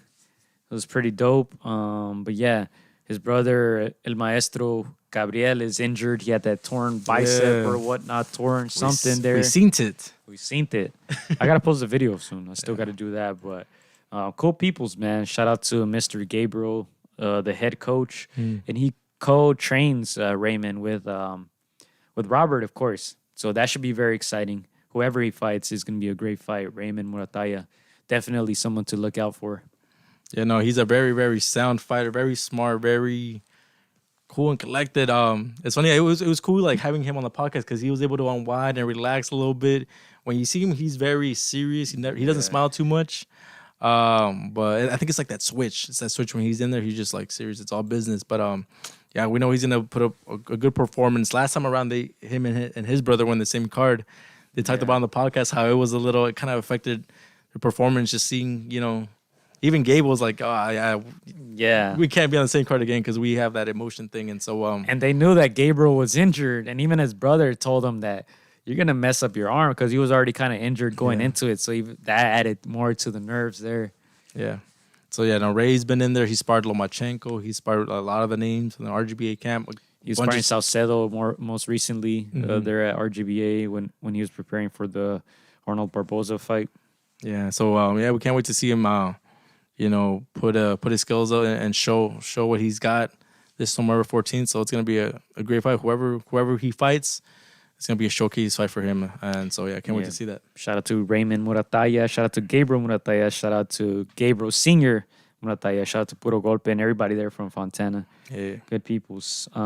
We also have Elvis Rodriguez, the Dominican KO artist, back at it again on that undercard. He's been very, very active as well.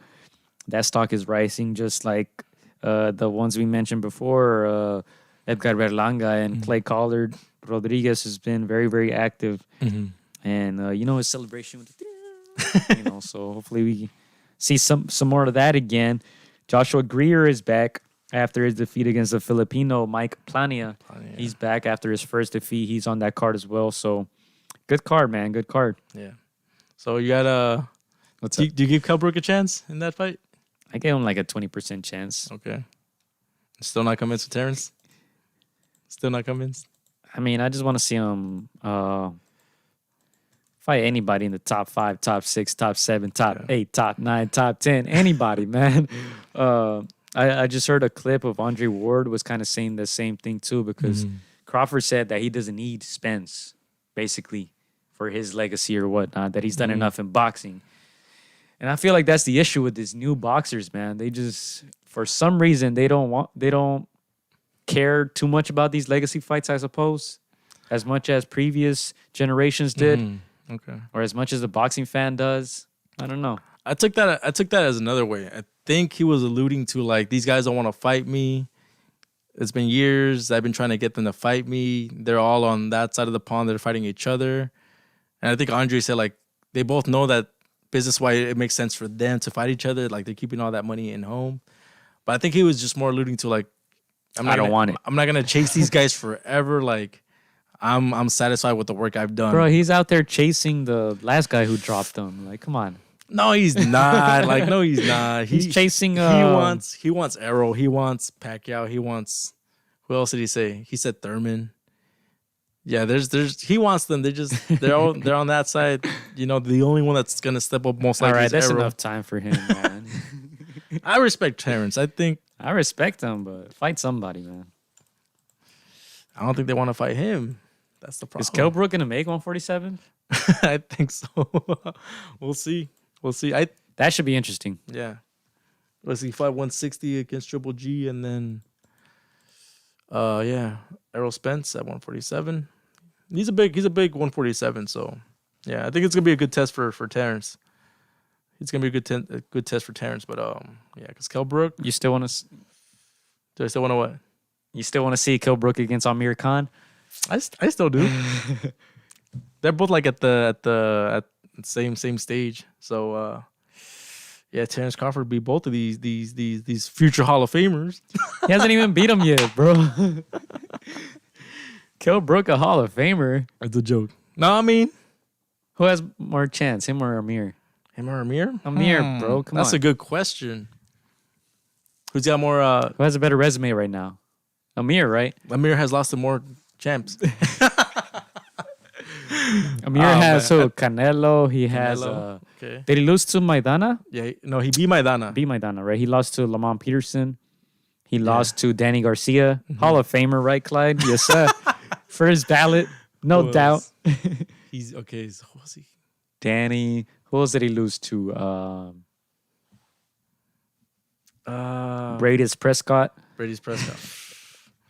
He's got some good wins. You know, he beat the great Paulie Malignaggi. Who else has he got? This is rather interesting. Yeah, I think Amir Khan has more names, even though he's got more losses against these Kell guys. Brook. He has Sean Porter. He fought Triple G. He fought Errol Spence. Yeah, he's lost too. When will Jose Benavidez return to boxing? That's a great question. We haven't seen him, huh? I don't know if his leg is still messed up. I don't know, but I see him in the pictures with his brother and all that. So Yeah. that should be interesting. I think he did fight after that, right? After that Crawford fight. I think he fought once and he got a win against somebody not too known. But no, yeah. Yeah, but that's that, man. That's I'm gonna tune in. Hopefully I don't fall asleep during the main event. But but the undercard is gonna be very, very good. I'm definitely want to tune into that. That's pay-per-view, right? Assuming. No, that's ESPN and ESPN Plus. So if you Okay. don't have a cable provider, but you pay the bad. $5 for ESPN Plus, you're able to watch it, or vice versa. Yeah. So that's pretty good. I don't have anything to add on that, man. No, I think you pretty much said it was a stacked card. You guys shouldn't miss it. It's a bunch of names on there, up and comers. I mean, this some of the established names. So yeah, check it out, and we'll break it down. Afterwards next week, hopefully. Yeah. Let's see. You have anything else on boxing news / anything that we may have missed? No, I think we covered it all. Yeah, we have some minor announcements. Well, not so minor. Here in Long Beach, it's big news. We just got the news that the Long Beach guys are fighting on the 28th Yeah. in Ensenada. So I'll be out there. Gio's gonna be most likely doing the stream and doing the play-by-play. Yeah, you excited about that? Yeah. And Jesus earlier said Joel Irarte versus Ashton sparring. That would be a must watch. Hey, that would. Yeah, man. I don't think they will let anybody release the footage. They won't, man. I know they're both of their dads are their head trainers. Yeah. So they're pretty strict about that sparring footage. Yeah. I know I had to keep my clips private, right? I can only show you basically of the sparring stuff because especially when Ashton was going to turn pro, they wanted to kind of keep it on the low, surprise their opponents. Now, you guys can see the full fights on our channel, right? Chris has been out there doing the camera work, so you guys can watch both of Ashton's fights on high definition on our channel. Yeah. But as far as sparring, yeah. Oh, so they fought on the 28th in Ensenada. That's a quick turnaround. Just fought 2 weeks ago. Yeah. So a month out, basically, they're gonna fight less than a month out. Yeah, when I did the post fight interview, I did ask him when do you expect to be back? He said December, early December, maybe late December, but it's a little bit sooner, late November. And so, man, they're trying to pick up those wins, keep getting that experience, keep getting his name out. It's crazy because you see him first start fighting, and of course he's fighting in Mexico. It's it's foreign territory, but halfway through he starts to. A lot of people just they're starting to see that he is gonna be something big if he keeps this discipline, this work ethic, And so I'm excited to see him out that third fight. So been there for 1 and 2. Can't wait for 3. 100%. And I also want to send some shout outs, man, of friends of the show. Hey. Local boxing, Mr. Jesse Mandapat. Hey, Improved that's to 7-0 I did stream that fight. Shout out to you guys who were there. Shout out to Jesus who was there, tuned in live. Jesse Mandapad improves to 7-0, got a third round KO. Darren Leyva, I believe he's 2-0 now. He also got a third round KO. And Juan de Dios Avila got a KO within 25 seconds, which they didn't even stream the fight. I know I kept you guys waiting. My apologies, but his fight was over in a heartbeat, and he improved to 3-0. So, yeah, shout out to Grandpas, shout out to head coach, Mr. Jesse, and shout out to all of them, man. They're cool peoples, and we're going to be visiting them soon for a podcast, so that should be very exciting. That fight was in Tijuana, and then another young gentleman who also fought at Tijuana was Felix Soria, also part of that Muratalla camp, sponsored by Puro Golpe as well. He got a victory as well out there in Tijuana, so shout out to Felix Soria. We had on a podcast briefly with the Muratallas, so you guys can check that out as well. Very quiet, humble kid, but we've heard nothing but great things about him. And then coming up, Alan Garcia in Tijuana, November 21st. 17-year-old Alan Garcia is going to be making his return, coached by, of course, Coach G. And also he does strength and conditioning with Mr. Andy Aguilar. So has a solid team. He's ready for his second fight. He's 1-0, got a knockout the first time around. Only 17 years old. So that should be very interesting, very exciting to see Alan back in the ring. And he's been sparring. I just saw some pictures. They posted some pictures of him sparring with Ivan Redcatch and our good friend Martin Saldaña. Hey. They're at Buddy McGurk's. So he's going to be ready, man.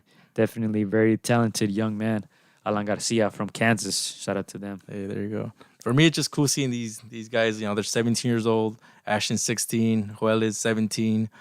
It's like all these guys know each other, right? When we go see, one or the other, they know about each other. They see our stuff and they talk about each other, and it's so dope just seeing them, at this stage. A lot of people don't get to see that. Wow, I feel blessed just being able to be a part of that, just seeing them, grow. But Alan's second fight, can't wait for that. We'll try to be out there, God willing. But yeah, I can't wait to see that and see the work that Coach G's doing. She's also a trailblazer in the sport.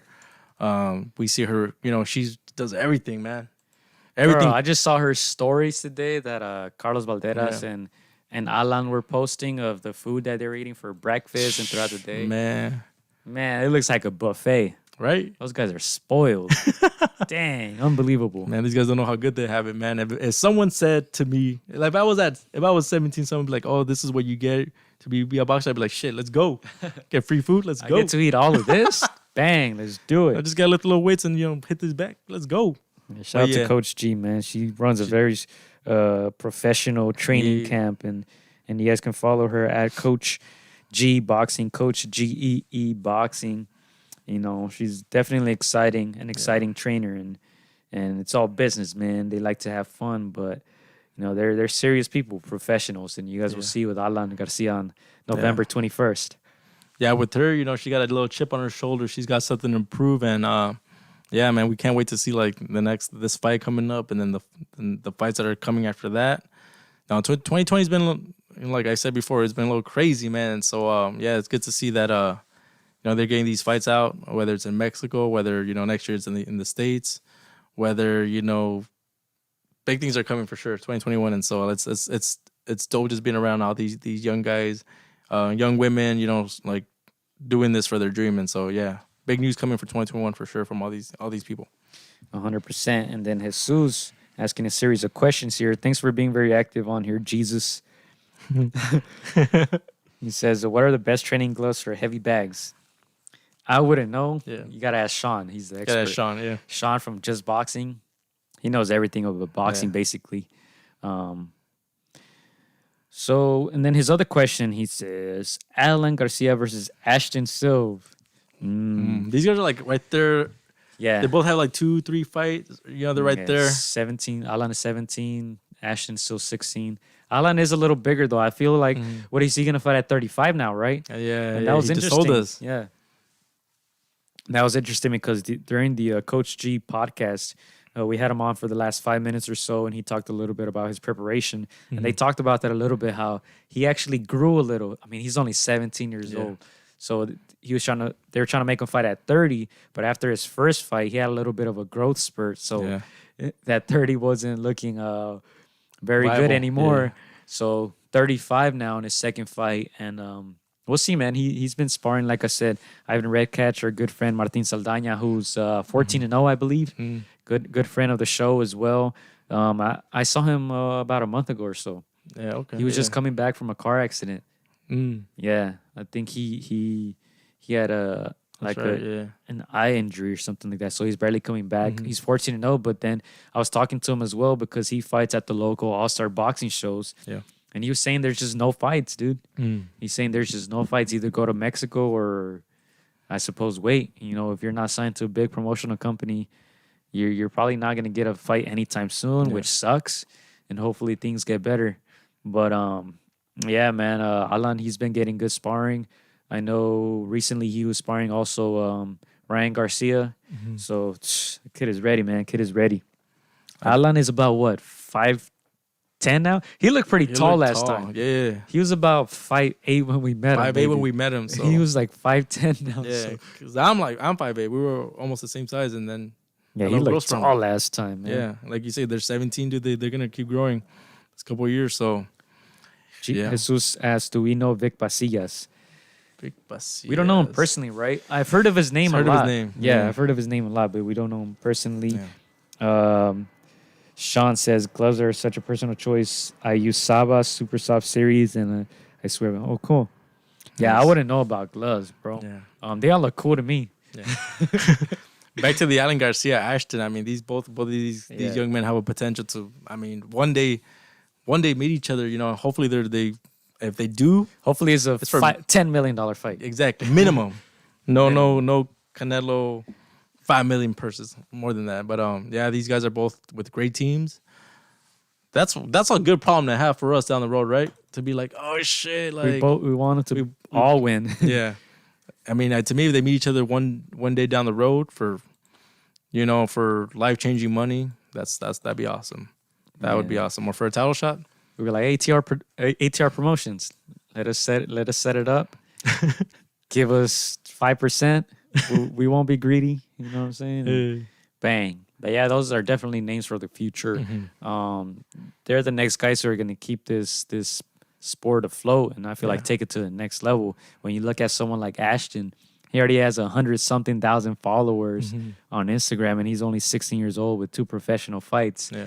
I mean, the sky's the limit for him, and that's a new thing, the internet, man. Yeah, social media. It's the internet era. Yep.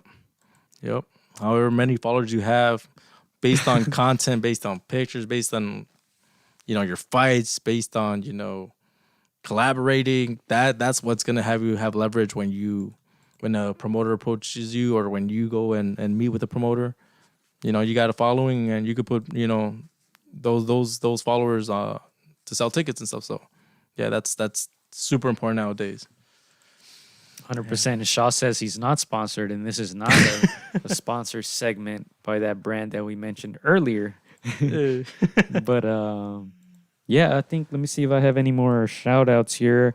I just want to send a quick shout out before I forget. Children of the Trenches podcast. That's right.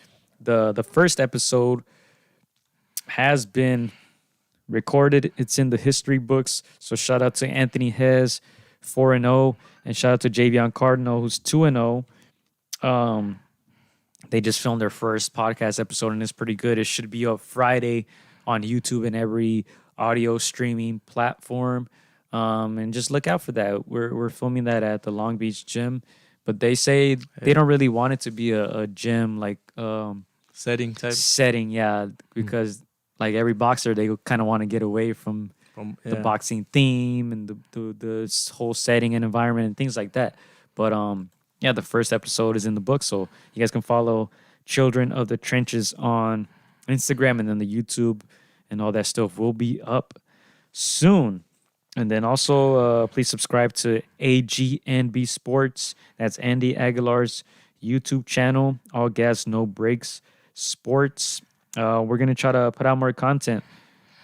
We both kind of been lagging on that, but yeah, we'll have more videos up. Very interesting stuff, physical performance videos. So You can definitely learn a lot just by watching and listening to Andy. He's full of knowledge. So shout out to Andy Aguilar and All Gas No Breaks Sports. And then I think next week we might be a little busy, man. If we can schedule some guests, we might double up Tuesday and Thursday, right? Yeah, so for sure. we'll see. Yeah. So some of the guests, I'll drop some names just to, I want to put that pressure on us so we can get them on. What's up? So we want to have the Balderas brothers, right? We've been wanting to have them on for a minute. I know Gio's been going out there and I'll call Coach G after this. Yeah.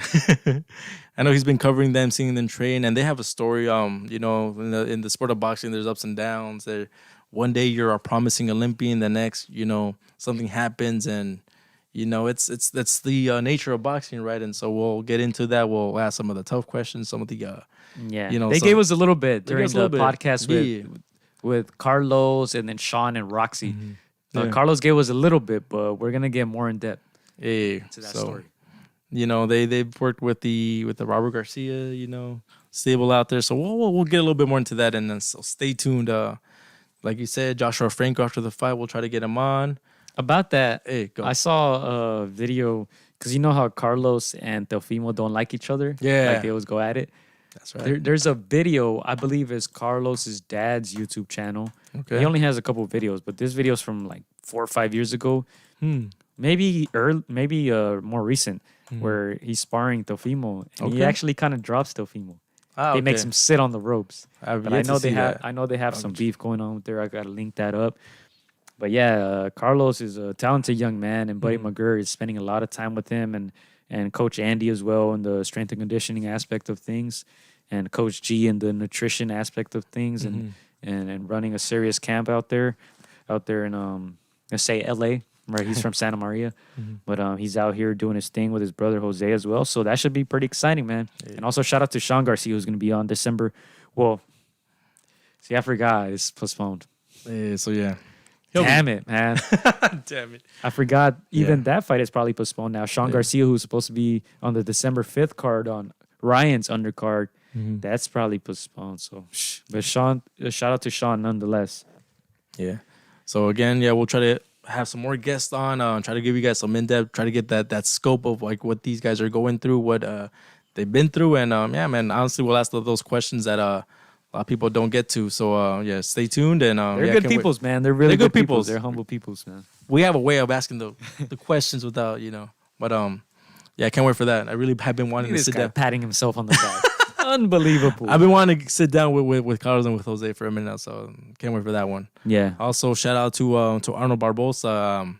I know his opponent had some bad news and he had to retire, but I like to sit down with him as well and see his mindset now. It's been a year and a half that he's been, gutting, to be in the top 5, and he's there. He's knocking at the door. He's, right there next to those with the Ramirez and with the Taylors of that division. So I can't wait to talk to him and see where he's at, what plans they have for him, and it's a lot of good stuff coming up. Yeah.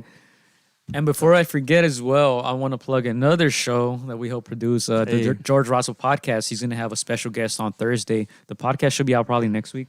But he's going to have a friend of the Long Beach Jackrabbit Boys, right? Hey. So he's a musician. His name is Osvaldo Lopez. Hey.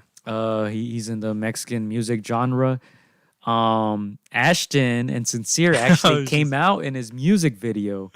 They shot it out there somewhere in Jalisco or somewhere in Mexico. And he also had a performance before Ashton's fight. So, they made a cameo in the video, and then our guy George Russell is going to have him. So if you guys want to check that out, it's probably going to be mostly Spanish. But if you guys want to check that out, it's pretty cool. The George Russell podcast, Jorge Russell podcast on YouTube. You guys can subscribe to that. Exciting stuff, man. Exciting stuff. Yeah. And I think that's it for me, Chris. That's it. I know. Just shout out to Gio. He's guys busy, not just like making this show, but producing other shows. helping those guys, find their passion, and you just stay busy, man. Stay busy, find your passion, and call Gio so you can produce a show out of it, a podcast out of it. But now, dude, I'm excited. I know 2020, it's not what we envisioned in a way. We're coming to the end of the year, but we adapt. We work with what we got. We met some people we didn't think we were gonna meet. So it's pretty cool. We roll with the punches and we keep it going. You know, it's a marathon. Yeah. And Sean, we want to have you on soon, bro. Hey, for real. Yeah, over like Zoom or something. We'll Yeah. have you on whenever our schedule permits. We got to talk to our agent, our managers. But no, we want to have you on because yeah, It's been a minute. Definitely, yeah, we love talking boxing with you. And you guys can also check out the Just Boxing Foundation. I forgot to put in all that info here on the chat. But yeah, let's see. A couple last questions here. Of course, Sean, we didn't produce the music video, unfortunately. And he says, don't forget to shout ourselves out. Bro, we're saving the best for last. For real. You know what I'm saying? And then Jesus says, Sanders Sayas is legit. Oh, that's right. I'm not too big on him as of now. Okay. I still feel like he's very, very young. But then Sean says, I can't come to the studio. Bro, you're welcome anytime. You're welcome anytime. We'll have to test you first, but yeah. For PEDs or what? Man, Looking a little buff what is it? lately. It's a random testing, right? I only said Zoom because I know you have all the like legit equipment at your home and stuff. So, you know, it's convenient for you. But either or, we'll get in contact with you and we'll see. We'll test you for PEDs and all that. And yeah, back to the Sanders Zayas. Yeah, he's still very, very young, man. He's still very, very young. We'll see. But personally, I'm not a big fan as of now. Okay. But I know he's still a kid, man. He's still a kid. I mean, Top Rank signed him very early. I feel like he's in that same Raymond Muratalla kind of. I right thought you were gonna say Verdejo. Oh no, that's Who they're saying he's supposed to fight the who's the one who fought Teofimo? You guys were talking about him last week. Nakatani was the one that his name? Teofimo had trouble with. Yeah. Trouble. Yeah. I think that's his name, right? Yeah, I know Nakatani. who you're talking about. Yeah, supposed to fight him. I get confused with these Japanese names, but they're saying that's a rumor, which whew, that'll be a tough fight for El Diamante Verdejo, Diamante. who kind of he was supposed to be the one for Puerto Rico, man. Puerto Rico, yeah. He was supposed to be the one. He was gonna be the next Tito, the next Cotto, the next one to carry the torch. Man, I mean, we'll see. He's still in late 20s, so we'll see what he does. Well, I would hate to see him become the next Devin Haney opponent. See, Gamboa. I would hate to see him become a Gamboa I think Gamboa's problem was he just moved up in weight. too soon. I guess they don't want to fight him at the lower weights. Remember, he was very avoided. Mm-hmm. And then he had the whole thing with the SMS promotions when Floyd went to prison, and then 50 was his promoter, and it was just a mess. But Yeah. I mean, he's still getting his checks, so Yeah. can't be mad at that. Yeah, All right, man. I think that's a good way to sign off, man. I think that's it, Yeah, man. that's They it. recorded mostly everything. All right, man. Hopefully, something crazy happens this weekend. Best of luck to Joshua Franco, Raymond Muratalla. Best of luck to Special K. That's his nickname, right? Special K. Yeah, Special K, yeah. Dang, he lost that little moniker, huh?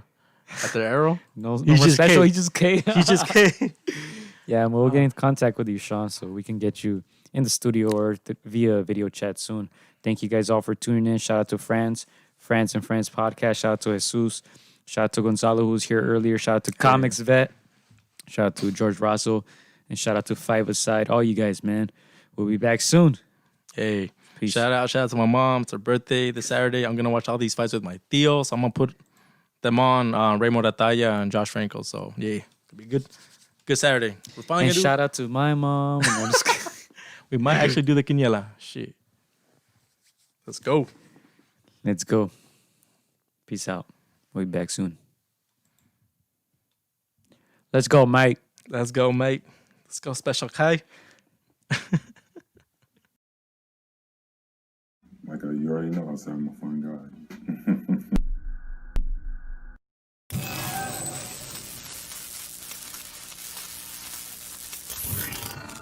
Hola amigos, soy Juan Francisco Gallo. Quiero mandar un saludo para mis amigos de Contra las Cuerdas. Échenle muchas ganas, un abrazo, muchas bendiciones. Shout out to Against the Ropes. You know what mine is? Let's box, bitches. It's almost fight night. Shout out to Against the Ropes. Thank you for the support. Keep doing your thing. You're doing a great job. So thank you and best wishes. Against the Ropes. Huge shout out to Against the Ropes. Against the Ropes. Shout out to Against the Ropes. Thank you guys for the interview and hope to see you guys soon. Against the Ropes, always doing the right thing. Shout out to Against the Ropes, man. I appreciate you guys for having me. Take taking the time on Chavez. Cesar Ropes, #1. Freddie Roach. Thank you very much.